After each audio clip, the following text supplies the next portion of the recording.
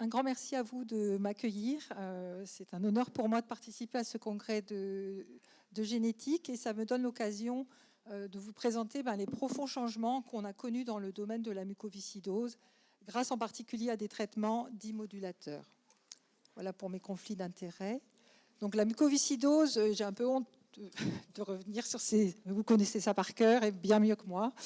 C'est cette maladie à transmission autosomique récessive liée à la mutation du gène CFTR situé sur le bras long du chromosome 7, gène qui lui-même code pour une protéine CFTR membranaire responsable du flux d'ion chlorure. Et l'activité de la protéine CFTR elle va dépendre non seulement de la quantité de canaux CFTR à la surface de leurs cellules, mais aussi de leur fonctionnement. Cette protéine elle a un rôle majeur dans l'expression multisystémique de la maladie, parce que c'est une protéine ubiquitaire qui est largement exprimée au niveau de la membrane apicale des cellules épithéliales de nombreux organes. On pense bien sûr à l'appareil respiratoire, au pancréas, aux glandes sudoripares, au tractus intestinal. Et la maladie, dans sa forme classique, reste particulièrement sévère et invalidante.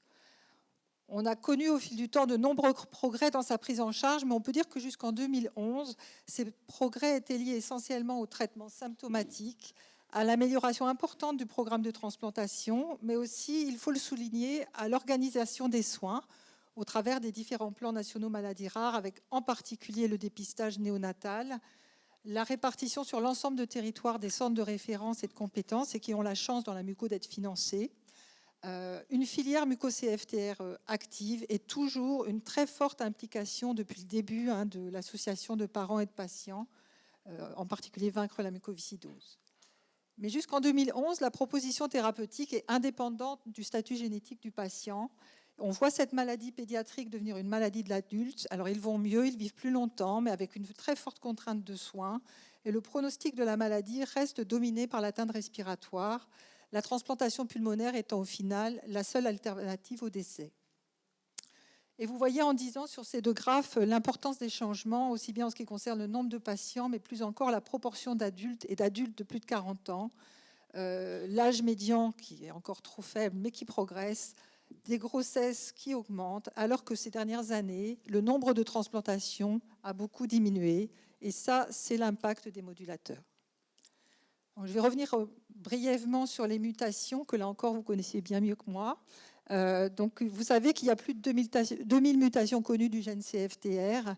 Et elles sont classées en 6 classes fonctionnelles en fonction de l'impact qu'elles ont sur le fonctionnement de la protéine. Et on distingue les mutations de classe 1 et 2 dites à fonction minimale, où il n'y a pas de protéine quasiment efficace. Les mutations dites gating qui sont liées à un défaut d'ouverture du canal, et enfin des mutations 4, 5, 6 où il persiste un certain degré de fonction résiduelle. La mutation delta F508, qui est de loin la plus fréquente, est complexe au sens où elle associe des dysfonctionnements de type 2, 3 et 6. Les modulateurs du CFTR sont des molécules qui vont se lier à ces protéines CFTR déficientes, et on en connaît 2 catégories principales. Les potentiateurs qui vont améliorer l'ouverture et la fonctionnalité des protéines CFTR au niveau de la membrane cellulaire. Et enfin, les correcteurs qui, quant à eux, vont augmenter le nombre et la disponibilité des protéines CFTR en améliorant la maturation et leur progression intracellulaire. À ces 2 catégories principales viennent s'ajouter les amplificateurs qui augmentent l'expression du mRNA et de la protéine CFTR immature, et les stabiliseurs qui, eux, vont augmenter la demi-vie du canal et, si possible, essayer de prévenir sa dégradation prématurée. À ce jour, on dispose de 4 différents modulateurs qui sont tous commercialisés par le laboratoire Vertex, qui est, je pense que c'est un peu dommage, mais qui pour le moment a un monopole exclusif sur ces thérapeutiques. Et donc, je vais vous détailler un petit peu l'histoire. On a commencé avec Calideco, donc l'ivacaftor, qui est un potentiateur et qui s'adresse aux mutations de classe 3, et qu'on a pu avoir dès 2011 chez les plus de 12 ans et qu'on peut maintenant, depuis quelques années, prescrire dès l'âge de 4 mois, dès lors que les bébés pèsent plus de 5 kg. Mais ça s'adresse à un nombre limité de patients, mais ça donne de très bons résultats cliniques.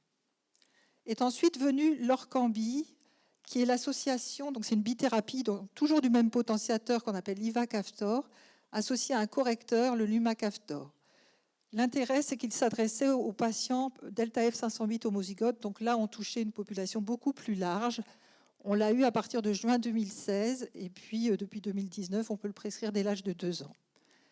L'AMM a été obtenue sur des bénéfices en termes de prise de poids, de meilleure qualité de vie, un nombre d'exacerbations pulmonaires beaucoup moins important, moins d'hospitalisation, mais il faut le reconnaître, un impact sur la fonction respiratoire, somme tous assez modeste.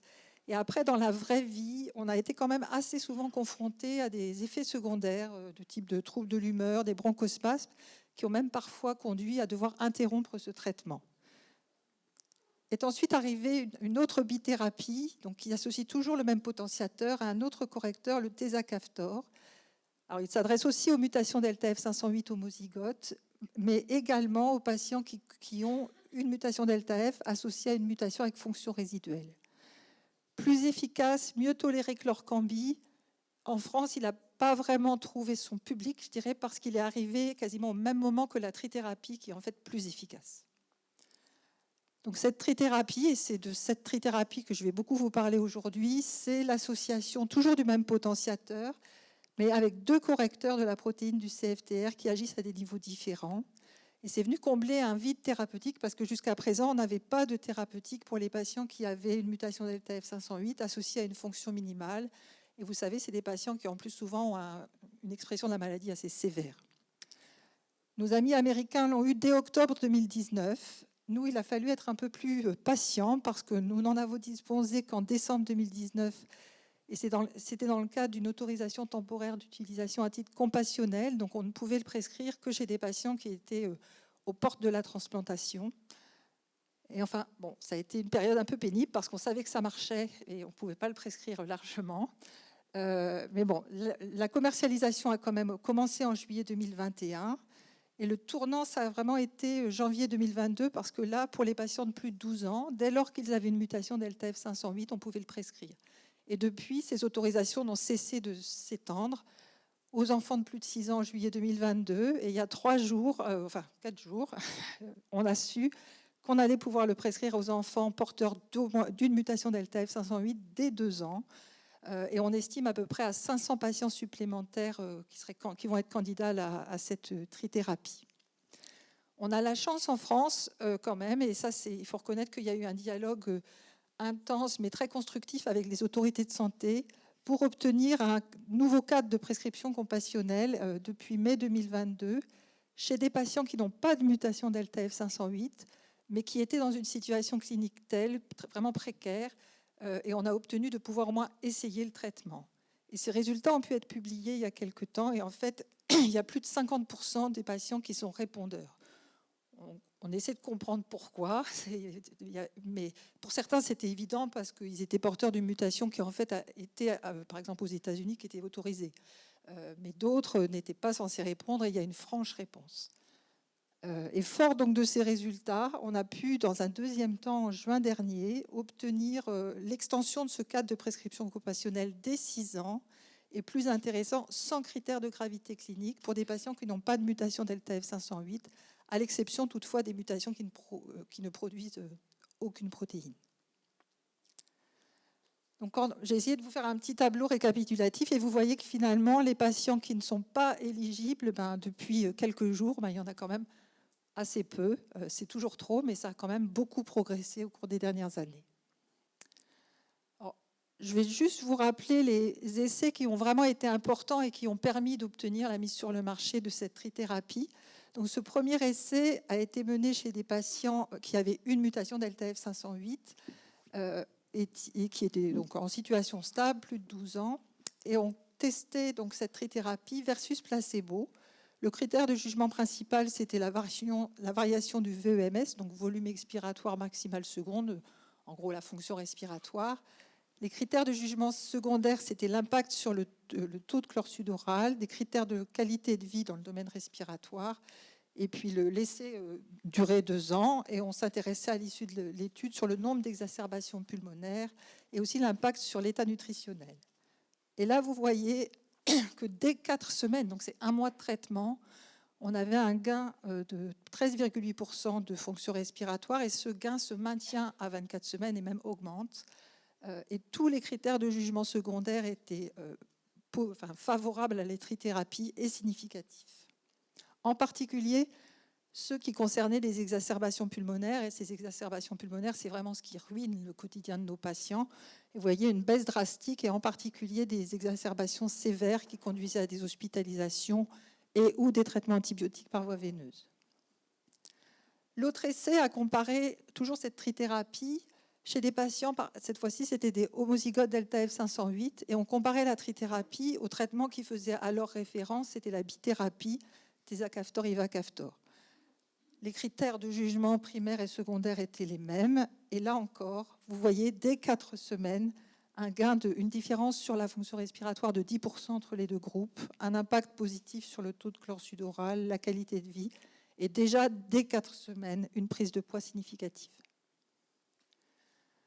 Je n'ai pas le temps de détailler tous les essais, mais il faut savoir que chez les enfants, des essais similaires dans leur construction ont été faits, et sont arrivés aux mêmes conclusions, à savoir un bénéfice très net sur l'état respiratoire et nutritionnel des enfants, une nette supériorité par rapport aux bithérapies et une tolérance globalement satisfaisante. Donc on peut dire que depuis l'Ivacaftor, on n'avait jamais eu de résultats aussi probants, et que les effets secondaires qui ont pu émerger dans les essais étaient assez limités, à type de quelques céphalées, rash, des variations du bilan hépatique, mais il y a eu très très peu d'arrêts de traitement pendant les essais. Alors dans la vraie vie, qu'en est-il? En France, donc, comme je vous l'ai dit, on a eu cet ATU compassionnel, donc les CRCM se sont tout de suite mis en ordre de bataille pour proposer une étude prospective de ces patients. On a colligé toutes les données les concernant, et on a mené une étude très rapidement après le début de cet ATU, donc entre fin décembre 2019 et le 7 août 2020. À ce moment-là, on avait 245 patients, donc sévères, une fonction respiratoire moyenne à 29%. Et même chez ces patients sévères, on avait plus 15% d'amélioration de la fonction respiratoire, une prise de poids de un peu plus de 4 kg. On a diminué de 50% le nombre de patients qui étaient sous oxygène ou nourris par sonde nasogastrique, et diminué de 30% le nombre de patients qui étaient ventilés. Le nombre de patients qui étaient à ce moment-là listés pour la greffe ou en attente de greffe est passé sur cette très courte période, on parle de quelques mois, de 21,6% à 2%. Donc on peut vraiment dire que chez ces patients atteints d'une maladie respiratoire sévère, même chez eux, ETI a vraiment un impact clinique, et on a continué à suivre cette cohorte. Et au total, on avait 66 patients qui étaient en attente de greffe. En fait, il n'y en a que 2 qui ont été transplantés, ils étaient dans les 2 ou 3 jours qui ont suivi en fait la mise sous traitement, mais aujourd'hui, il y en a 61 qui ne répondent absolument plus aux critères d'inscription sur les listes d'attente de greffe. Donc, il y a eu un très beau papier qui a fait un travail de synthèse de toutes les études publiées au cours des dernières années depuis la mise sur le marché de la trithérapie, et qui fait la liste de tous les bénéfices cliniques, mais aussi des effets secondaires. Je ne peux pas tous vous les détailler, mais c'est très, très positif. Je vais juste m'attarder sur deux effets qui n'étaient pas apparus ou recherchés dans les essais, qui méritent qu'on s'y attarde. Tout d'abord, l'impact sur la fertilité des femmes atteintes de mucoviscidose. Parce qu'il est clair que la fertilité de nos patientes est nettement améliorée par la mise sous modulateur, sous ETI, à la fois parce que leur état nutritionnel s'améliore, mais également parce que la glaire cervicale, qui faisait avant une espèce de barrière physiologique, est fluidifiée. Et donc souvent, ces patientes qui se considéraient comme peu fertiles et qui s'embarrassaient assez peu de contraception, ça a pu poser souci, parce qu'on a été confronté à des cas de grossesse non prévus, survenus très précocement après l'initiation de traitement. Et quand je dis très précocement, on a eu un cas au cours du 1er mois. Et la décision alors de poursuivre ou non la grossesse n'a pas été simple, parce qu'on n'avait pas de recul. Aujourd'hui, on a un peu plus de recul, et il est clair que pour la mère, cette trithérapie a un effet vraiment positif sur le déroulé de la grossesse et le postpartum. Les premières données dont on dispose chez les enfants qui ont pu être exposés à la trithérapie sont plutôt rassurantes, mais j'espère vraiment qu'on sera pleinement rassurés quand seront publiés les résultats définitifs de la très belle étude qui est actuellement en cours aux États-Unis, qui s'appelle Mayflowers, où je crois qu'ils projettent d'inclure plus de 300 patientes. Ils vont suivre les femmes, mais aussi les enfants issus de ces grossesses sous modulateurs, mais sur une période beaucoup plus longue. Alors, sur le bien-être mental, là, ça mérite vraiment qu'on s'y attarde parce que je dirais que les résultats sont plus nuancés. Ça sera sûrement à réévaluer à plus long terme, mais il apparaît maintenant clairement que cette trithérapie est impliquée dans la survenue de troubles anxio-dépressifs et parfois sévères, fort heureusement chez une minorité de patients qui, pour la plupart, ont des antécédents anxio-dépressifs, mais pas tout le temps. Et plus inquiétant, enfin, tout aussi inquiétant, c'est le fait qu'on a trouvé, enfin, il y a eu des observations similaires chez des enfants, avec des cas de TDS. Le mécanisme n'en est pas clairement élucidé. Vertex, après avoir beaucoup rechigné, a fini par admettre et reconnaître que la dépression est un effet secondaire rare mais potentiel. Donc on aboutit aujourd'hui à une communauté de patients un peu clivée, avec des patients éligibles largement majoritaires, mais des patients non éligibles qui sont maintenant inférieurs à 10%, c'est sûrement même moins grâce au cadre de prescription compassionnelle, et puis les patients transplantés pulmonaires, chez lesquels le traitement modulateur n'a pas fait preuve vraiment de son intérêt. Parce qu'on l'a testé en se disant peut-être que ça pourrait améliorer la symptomatologie liée à la muco-digestive en particulier, mais ça n'a pas changé tellement la donne. Alors pour les patients non éligibles, ce qui prédomine, c'est vraiment un sentiment de double peine qui a été accentué par la large médiatisation des résultats. Ça vient encore accentuer le sentiment de culpabilité qui est déjà souvent exprimé par les parents de nos patients. Et les patients qui ne sont pas éligibles, ils redoutent vraiment qu'il y ait une banalisation de la maladie et surtout que les équipes perdent leur expertise. Ne pas pouvoir, pour des raisons réglementaires au départ, au moins pouvoir essayer ETI a vraiment généré beaucoup de ressentiments et ce n'était pas simple à gérer dans les équipes. Pour les patients éligibles, et on l'a bien vu dans les études qui ont pu recueillir leur verbatim, c'était l'euphorie, parce qu'avec un champ des possibles qui s'ouvrait, vraiment un allègement majeur des contraintes de soins. Et après, on a vu des propos un peu plus nuancés émerger, parce que cette phase de transition, elle a pu être délicate à gérer, en particulier pour les patients les plus âgés, qui c'est lié à des difficultés à la perte de leurs repères médicaux et sociaux. C'est des patients qui se sont construits avec ce statut de patient malade et qui se retrouvent en quelques semaines avec un statut complètement différent, et ce n'est pas si simple d'aller bien du jour au lendemain. Difficulté aussi à adopter de nouvelles habitudes alimentaires après des années d'injonction à un régime hypercalorique, hypersalé.